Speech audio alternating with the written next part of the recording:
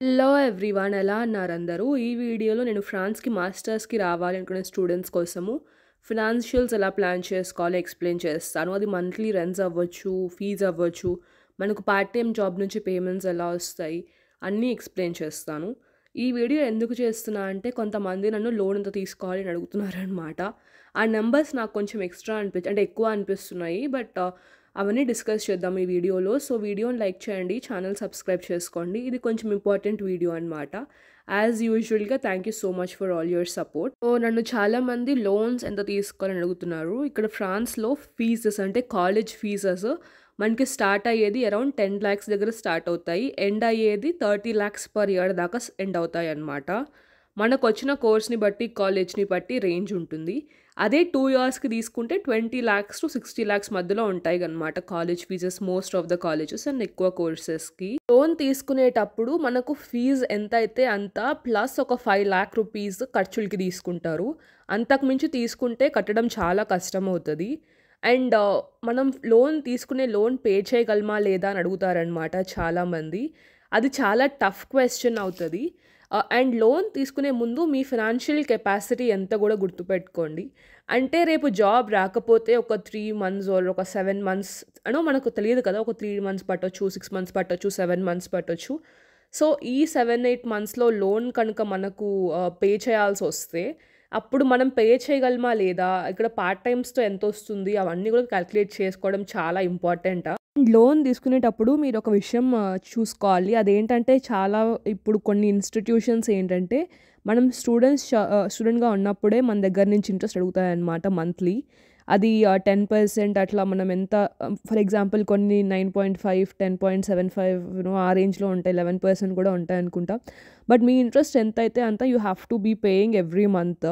అది చాలా నాకైతే పెద్ద షాకర్ అనే చెప్పాలి. సో, ఇక్కడ ఫ్రాన్స్‌లో పార్ట్ టైమ్ జాబ్ లీగల్‌గా 964 అవర్స్ పర్ ఇయర్ చేయొచ్చనమాట. అది రఫ్‌గా వీక్లీ 20 అవర్స్‌కొస్తది. బట్ 964 అవర్స్ మీరు స్ప్రెడ్ చేసుకుంటే ప్రాబ్లమ్ ఏం మోస్ట్ ఆఫ్ ద కేసెస్‌లో అవ్వదు. But it's better to stick to 20 hours per week. నేను ఏది చేసినా లీగల్‌గా చేయాలనుకుంటాను. Simple reason. ఇక్కడ నేను ఫర్దర్ ఇయర్స్‌లో ఉండాలి అనుకుంటే నాకు ఎలాంటి ప్రాబ్లమ్స్ రాకూడదు అన్నట్లు ఉంటా అనమాట నేను. అండ్ ఇన్ హ్యాండ్ జాబ్స్ మర్చిపోండి. ఇక్కడ చాలా మందికి రాగానే పార్ట్ టైమ్ దొరకడం కూడా కష్టమవుతుంది. ఫస్ట్ 3, 4 మంత్స్‌కి పార్ట్ టైమ్ దొరకట్లేదు చాలా మందికి. చాలా స్ట్రగుల్ అవుతున్నారు. First 4 months forget about part time jobs. Like first 3, 4 months part time especially ప్యారిస్‌కొస్తే అట్‌లీస్ట్ ఒక 3 మంత్స్ తర్వాత దొరకొచ్చు. కొంతమందికి 4 మంత్స్ తర్వాత దొరకొచ్చు.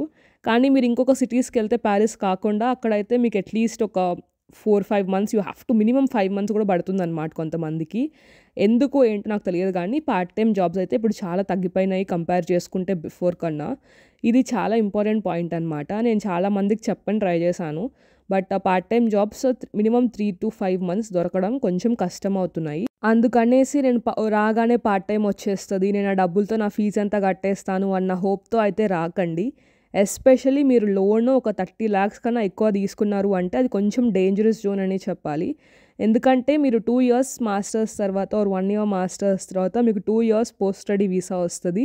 మీరు ఆ 2 ఇయర్స్‌లో ఒకవేళ కార్పొరేట్ జాబ్ రాకపోయినా పార్ట్ టైములు చేసి ఫీజు కట్టేయొచ్చు. ఒక 20 లాక్స్ అట్లా ఉంటే.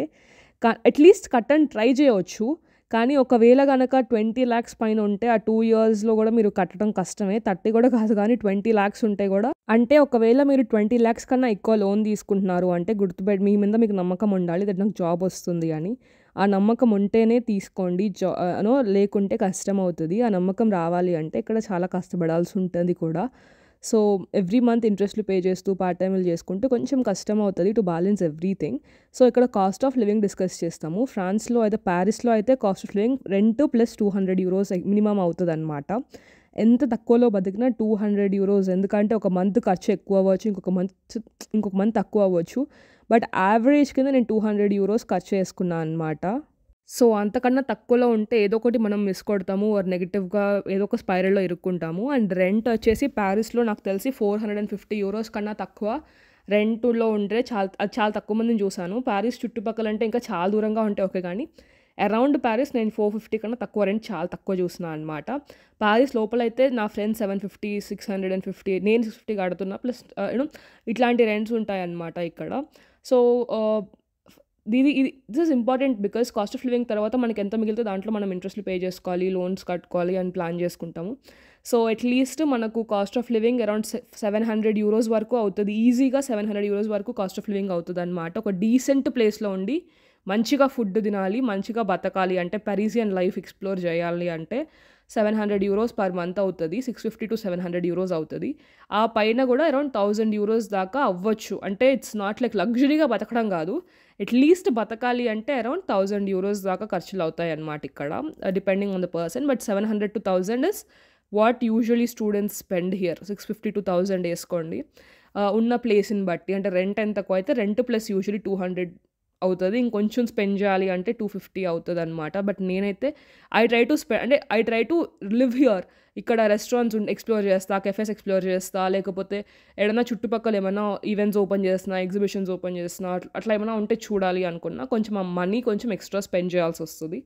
సో ఇక్కడ అవన్నీ గుర్తుపెట్టుకోండి. అండ్ నెక్స్ట్ మనకు కనుక మీరు చిన్న సిటీకి వెళ్తే మీ కాస్ట్ ఆఫ్ లివింగ్ నాకు తెలిసి 500 ఉంటుంది. 500 అంటే ఒక €150-200 తేడా రావచ్చు at the end of the day. ప్యారిస్లో ఉంటే €700 ఖర్చు అవుతుంది per.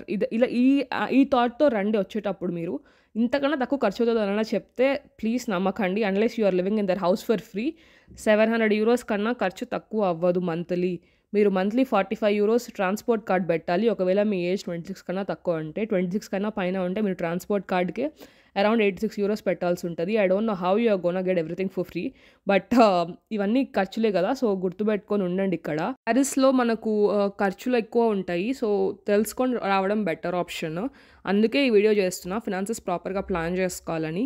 So cost of living around €700. ఇంకా నేను 700 అనేది చాలా తక్కువలో తక్కువ, అంటే మన వాళ్ళు కొంచెం తక్కువలో బతుకుతారు కాబట్టి 700 అని చెప్తున్నానండి. ఇంకా అంటే that is the best way to calculate it.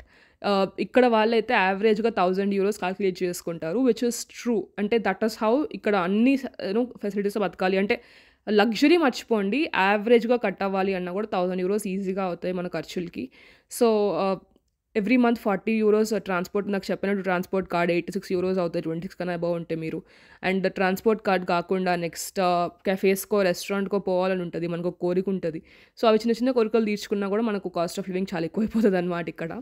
But మన వాళ్ళు ఇక్కడ చాలా పద్ధతిగా ఉంటారు. అంటే కొంతమంది చాలా ఖర్చులు దాచిపెట్టుకొని ఉంటారనమాట. సో అందుకే నేను ఈ అమౌంట్ చెప్తున్నాను, మళ్ళీ రిపీట్ చేస్తున్నాను కూడా.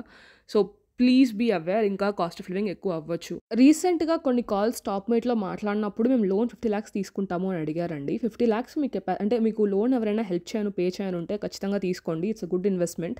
కానీ ఒకవేళ మీకు ఎవరు పే చేయలేరు, మీరే పే చేసుకోవాలి అనుకుంటే కొంచెం ఫినాన్షియల్స్ బాగా ప్లాన్ చేసుకోండి. ఎందుకంటే మనకు ఒక్కొక్క లోన్ లెట్సే ఇంట్రెస్టే మనం ఎవ్రీ మంత్ స్టూడెంట్గా ఉన్నప్పుడే పే చేయాల్సి ఉంటుంది.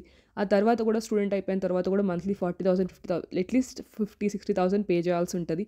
మనకు జాబ్ రాని కష్టమైతే అంత అమౌంట్ తీసుకుంటే ఇట్స్ రియలీ ఇంపాసిబుల్. ఒకవేళ అదృష్టం అంటే అంతా బాగుండి టచ్ వుడ్ దేవుడి దయ వల్ల మనకు జాబ్ వచ్చింది అంటే లైఫ్ అంతా ఓకే. ఒకవేళ జాబ్ రాకుండా ఇండియాకి కానీ తిరిగి వెళ్ళాల్సిన పరిస్థితి వస్తే అంత లోన్తో మనకు చాలా చాలా కష్టం అవుతుంది. మనకి ఇండియాలో ఫైనాన్షియల్ బ్యాంకింగ్ ఉండి ఇక్కడ చేస్తున్నారు అంటే డెఫినెట్గా రండి. ఓపెన్గా చెప్తున్నాను, మీకు ఇండియాలో కనుక ఫైనాన్షియల్గా మీకు స్కోప్ ఉంది అంటే నేను ఖర్చు పెట్టుకోవచ్చు, ఇంట్లో వాళ్ళు ఉన్నారు, నన్ను చూసుకుంటారు, నాకు ఒకవేళ ఫైనాన్షియల్గా ఒక ప్లస్లు మైనస్లు ఏమన్నా ఉన్నా కూడా ఇంట్లో వాళ్ళు చూసుకుంటారు అని మీరు కనుక నమ్ముతారు అంటే మీకు ఆ పొజిషన్లో ఉంటే ఖచ్చితంగా ఆ మనీ ఇన్వెస్ట్ చేయవచ్చు. మీ మీద మీరు హ్యాపీగా ఇన్వెస్ట్ చేసుకోవచ్చు. కానీ చాలామంది మనలో below middle class and middle class families ఉన్నారు. వాళ్ళకి ఏంటంటే మీ కాలేజ్ లెటర్సే మీరు ఎస్ఎక్కో, ఏఎస్సిపినో, హెచ్ఈసినో వీటిలో వచ్చింది అంటే ఇన్వెస్ట్ చేసుకోవచ్చు. ఏ కాలేజ్కి పడితే ఆ కాలేజ్కి మీరు ప్రాపర్గా కాలేజ్ కూడా ప్లాన్ చేసుకోవాలి. మీరు ఏ కాలేజ్లో చదువుతున్నారు, ఏ కోర్స్ చదువుతున్నారు, ఆ కోర్స్ని బట్టి కూడా మీరు ప్రాపర్గా డబ్బులు స్పెండ్ చేయండి. ఏదో ఒక కాలేజ్కి ఏదో కోర్స్ కోసం అంత లోన్ తీసుకోవద్దండి. కొంచెం మంచిగా ప్లాన్ చేసుకోండి. సో మనకు పార్ట్ టైం జాబ్ నుంచి వచ్చే డబ్బులు మంత్లీ అరౌండ్ లీగల్గా చేస్తే €1000 కన్నా దాటవు. సో ఇది ఒక ఆనెస్ట్ ఒపీనియన్ అనమాట. ₹30,000 మిగలాలి లెక్కేసుకుంటే. అది కూడా ఎప్పుడు మిగులుతుంది అంటే మనం ఇంకా ఏ ఖర్చులు పెట్టకుండా స్ట్రిక్ట్గా ఉంటే ఆ డబ్బులు మిగులుతాయి. ఆ డబ్బుల్లో కూడా ఇండియాకి రావాలంటే ఫ్లైట్ టికెట్లు వేసుకోవాలి, గిఫ్ట్లు తేవాలి. గిఫ్ట్లన్నీ మర్చిపోండి, మనం ఇండియాకి రానుబోనే ₹60,000 అవుతుంది. అండ్ ఆల్సో ఇక్కడ ఎవ్రీ ఇయర్ వీసా రెన్యువల్స్కి డబ్బులు కట్టాలి, సివిఈసికి డబ్బులు కట్టాలి. అండ్ ఇంకా అదర్ ఖర్చులు ఉంటాయి. ఏదో ఒకటి 1-2 ఫోన్లు కొంటాము, బట్టలు కొంటాము, వీటికి సరిపోతాయి అన్నమాట. సో మాక్సిమం మిగిల్చుకోగలిగితే ఒక 2-3 lakhs rupees per year save చేయగలరేమో. అదే ఆ 2 lakhs కన్నా 2-3 మాక్సిమం సేవ్ చేసుకోవచ్చు. అది కూడా మనం ప్రాపర్‌గా అంటే ఒక అన్నీ ఇంకా డబ్బులు ఖర్చు పెట్టకుండా బతికితే ఒక 3 lakhs వరకు సేవ్ చేయవచ్చు పర్ ఇయర్. అది కూడా చాలా రేర్ అండి. ఇందాక చెప్పినట్టు సీవీఈసీకి పోతది. అది పోగా మనం ఏమైనా ట్రావెల్ చేయాలి అనుకుంటాం కదా! పక్క దేశాలకు పోదాం అనుకుంటాం. 20-30 వేలు అట్లనే ఒక ట్రిప్‌కి అయిపోతది. అండ్ పక్క ఊర్లకు పోవాలన్నా కూడా 20,000-30,000 ఈజీగా అయిపోతది. మనం పెట్టే ఖర్చుని బట్టి. కొంతమందికి అది 40-50 కూడా అవ్వచ్చు. వెళ్ళే కంట్రీని బట్టి స్పెండ్ చేయాలి అనుకుంటే. యూరోప్‌లో ఉంటాం కాబట్టి ట్రావెలింగ్ మీద ఇంట్రెస్ట్ ఉంటది. కొంతమంది కార్లు లాంటివి ఏదో ట్రై కొనాలి ఆర్ కార్ లైసెన్స్‌లు అప్లై చేయాలి అనుకుంటారు. దానికయ్యే ఖర్చు దానికి అవుతాయి. అండ్ ఇంకొంతమంది వచ్చేసి they try to learn some courses or కాలేజ్‌లో టైమ్ స్పెండ్ చేయాలనుకుంటాం. అప్పుడు కెఫేలకో, రెస్టారెంట్‌లకో వెళ్ళాలనుకుంటాం. ఒక రెస్టారెంట్‌కి వెళ్తే ఈజీగా ₹1000 అయిపోతది. మినిమమ్. సో, ఇలా ఖర్చులు చాలా ఉంటాయి. ఇవన్నీ మనం దాటుకొని సేవ్ చేసినా 3 lakhs కన్నా ఎక్కువ సేవ్ చేయలేం. నేను ఇండియాకి రాను. లీగల్‌గా చేస్తే. ఇల్లీగల్‌గా మీరేం చేసుకుంటారో అది నేనైతే చేయొద్దని చెప్తా. ఆ తర్వాత అది మీ ఇష్టం. ఎందుకంటే మనం ఎవరిని ఆపలేం వాళ్ళేం చేస్తారో. బట్ మంచిగా చెప్పగలం కాబట్టి 964 అవర్స్ కన్నా ఎక్కువ చేయొద్దు. 964 hours is the maximum you can do. So, అదే నేను చెప్తాను. అదే నేను ఎంకరేజ్ చేస్తాను. ఆ తర్వాత మీ ఇష్టం, మీ లైఫ్ ఇది. సో, మనకు ఇండియాలో ఫైనాన్షియల్ బ్యాంకింగ్ ఉంటే అంటే మన పేరెంట్స్ లేకపోతే మన ఫ్యామిలీ గన మంచి పొజిషన్‌లో అంటే they can take care of the loan for ఒక 6 months, 7 months నేనేం చేయకపోయినా వాళ్ళు లోన్ టేక్ కేర్ చేసుకుంటారు అన్న నమ్మకం ఉంటే మీరు హ్యాపీగా ఎంతైనా తీసుకోవచ్చు. లేదు ఇంకా నేనే నా ఫ్యామిలీకంతా వాళ్ళే ఆల్రెడీ అప్పుల్లో ఉన్నారు. నేనేం చేయగలను అన్న పొజిషన్‌లో గనక మీరుంటే మేక్ ష్యూర్ మీరు తీసుకునే లోన్ ఖచ్చితంగా మీరు ఆలోచించి తీసుకుంటున్నారు. మీ మీద మీకు నమ్మకం ఉంది. You're taking the right course అని. మీ మీద మీకు నమ్మకం ఉంటే హ్యాపీగా తీసుకోవచ్చు. కానీ నమ్మకం లేకపోతే it's better to think twice before taking the loan amount. ఎందుకంటే మీరే కట్టాల్సొస్తది. ట్రస్ట్ మీ, నేను నవ్వుతూ చెప్తున్నాను కానీ ఇక్కడ స్ట్రెస్ ఎంతుంటదంటే జాబ్‌కి కానీ, ఇంటర్న్‌షిప్ సర్చ్ అప్పుడు గానీ, నేను ఇప్పుడు అనుభవిస్తున్న అదే పొజిషన్‌లో ఉన్నాను. సో, నాకు తెలుసు ఆ బాధేంటో, ఆ స్ట్రెస్ ఏంటో, ఆ టెన్షన్ ఏంటో అన్నది. నేను చేస్తున్నాను అందుకే ఈ వీడియో చేస్తున్నాననమాట. ఫైనాన్షియల్ బ్యాకింగ్ ఎంత అవసరమో నాకు అర్థమైందిప్పుడు. సో, ఒకవేళ చాలా మందికి అది లేదు. ఆనెస్ట్‌గా చెప్తున్నా. మనలో చాలా మందికి అది లేదు. మనమే మన ఇంట్లో first degree holders, first time చదువుకొని వస్తున్నాము. అలా వస్తున్నప్పుడు మనం ప్రాపర్‌గా ప్లాన్ చేసుకోవాల్సిన అవసరం ఉంటది. ఓన్లీ ఫీజ్ మాత్రమే లోన్ తీసుకొని, ఆ తర్వాత ఇక్కడికొచ్చి పార్ట్ టైమ్ చేసుకొని నేను లైఫ్‌లో మీ ఖర్చులు మీరు చేసుకోండి. ఆ తర్వాత ఏమన్నా ఎక్స్‌ట్రాగా ఖర్చులుంటే వాటికి జోలికి పోకుండా ప్రాపర్‌గా ప్లాన్ చేసుకుంటే మీ ఫీజు, మీ లోను అంటే జస్ట్ లోన్ అమౌంట్‌కి ఫీజు సరిపోతది. అండ్ అసలు ఫీజు, లోన్ అమౌంట్ సరిపోతాయి. మీ ఖర్చులకి మీరు పార్ట్ టైమ్ చేసుకొని సంపాదించుకోవచ్చు. అంతకు మించయితే ఇక్కడి నుంచయితే ఆశించొద్దు. లేకుంటే మీరు ఇల్లీగల్ వేస్‌కెళ్ళిపోతారు. నేను రీసెంట్‌గా ఒక మెసేజ్ చూసా టెలిగ్రామ్ గ్రూప్స్‌లో. ఇట్లా స్ట్రగుల్ అవుతున్నారు చాలామంది. ఆ స్ట్రగుల్ అవ్వకూడదు. నా సబ్‌స్క్రైబర్స్ అండ్ మీరందరూ you are like extended family or extended friend group నాకు. సో, మీరలా స్ట్రగుల్ అవ్వకూడదనే ఈ వీడియో చేస్తున్నాను. సో, నా సజెషన్ అయితే మీరు లోన్ అమౌంట్ అది ఎంత 30 lakhs అవ్వచ్చు, 40 lakhs అవ్వచ్చు, 20 lakhs అవ్వచ్చు. మీ లోన్ అమౌంట్, ఫీజ్ అమౌంట్ సరిపోవాలి. అంతకు మించి ఏమన్నా ఖర్చులుంటే మీరు ఆ లోన్ అమౌంటే కొంచెం ఎర్లీగా తీసుకోండి. ఫ్లైట్ టికెట్స్ అవన్నీ చేసుకోండి. ఇక్కడికి రాగానే పార్ట్ టైమ్ తెచ్చుకొని అవన్నీ కూడా ఫోర్‌ఫీట్ చేసేసుకోవచ్చు. కానీ మన లోన్ అమౌంట్ 30 lakhs కన్నా దాటకుండా ఉంటే చాలా బెటరు. ఇంకా తీసుకుంటున్నాను అంటే 35 lakhs కన్నా దాటకుండా ఉంటే చాలు. 35 lakhs కన్నా లోన్ అమౌంట్ ఎక్కువ పెట్టొద్దండి. This is my suggestion. పెట్టినా కట్టేయడానికి ట్రై చేయండి. ఎందుకంటే స్టూడెంట్ లైఫ్ అయిపోయిన తర్వాత లైక్ మాస్టర్స్ తర్వాత జాబ్స్ రాకుంటే ఆ లోన్ మీ మీద చాలా ప్రెషర్ పెడుతది. అండ్ మీరు ఇండియా వెళ్ళిపోవాల్సొస్తే ఆ లోన్ అన్నది మీకు ఇంకా లైఫ్ లాంగ్ వెనకాల వస్తదనమాట. సో, కొంచెం అయితే జాగ్రత్తగా ఉండండి. ఇలాంటి స్టోరీస్ చాలా వినుంటాము. బట్ మనకు అలా అవ్వదులే అనుకుంటాము. అలా అవ్వకూడదు అంటే మనం ఎంత కష్టపడి చదువుకోవాలో ఆ చదువు కూడా కష్టపడండి. జస్ట్ ఇక్కడికి వస్తున్నారు, డబ్బులు సంపాదించుకొని వెళ్ళిపోవడం కాదు.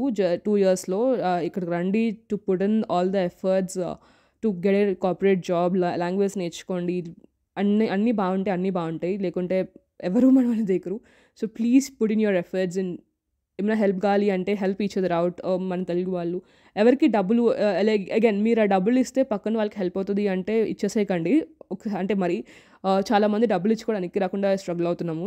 సో ప్లీజ్ మనీ కూడా చాలా జాగ్రత్త అంటే ఆ డబ్బులు నేను వాడికి ఇవ్వడం వల్ల వాడికి నాకు ఇట్స్ ఓకే అన్నట్లు ఉంటేనే ఇవ్వండి. ఎలా పడితే అలా చేయకండి. Thank you so much for watching the videos. And నేను యాక్చువల్లీ నాకు ఇంటర్న్‌షిప్ ఇంటర్వ్యూస్‌లో ఉన్నా అనమాట నేను. మా బ్రదర్ వచ్చేసి నువ్వేమన్నా మదర్ టెరిసానా ఐ టోల్డ్ మై మమ్ నాకన్నా కూడా ఎవరికైనా అంటే అవసరంలో ఉన్న వాళ్ళకి ఎవరికి వచ్చినా ఓకే మమ్మీ నాకు కాకుండా అని చెప్పా అనమాట ఇంట్లో. మా బ్రదర్ వచ్చేసి మదర్ టెరిసానా అన్నారు. బట్ నాకు అనిపించింది ఏంటంటే నాకన్నా కూడా అవసరంలో చాలామంది ఉన్నారు. సో మాలో ఎవరికొచ్చినా ఎవరికో ఒకరికి హెల్ప్ అవుతుంది. At the end of the day we all are here for some other cause మనం ఇంట్లో ఎన్నో సాక్రిఫైస్ చేసి వచ్చున్నాం. అది ఫినాన్షియల్ సాక్రిఫైస్ కావచ్చు, ఎమోషనల్గా కావచ్చు, ఫ్యామిలీ పరంగా కావచ్చు. సో ఎవరికి వచ్చినా వచ్చినట్టే. అండ్ అగైన్ డబ్బులు ఎవరికి ఊరికే రావు, చూసుకుని ఖర్చు పెట్టండి, ప్రాపర్గా ప్లాన్ చేసుకోండి. అత్యాశలతో దురాశలతో రావద్దు. బికాస్ చాలా కన్సల్టెన్సీస్ మీరు పార్ట్ టైం జాబ్లో చేసుకొని ఫీజు కట్టేయచ్చు అని చెప్పి పంపిస్తున్నారు. ఇక్కడికి వచ్చి మీరు ఫీ పే చేసుకోవడం చాలా కష్టం అవుతుంది. సో గుర్తుపెట్టుకోండి. Thank you so much for watching the video. Please don't forget to like, share and subscribe. Thank you.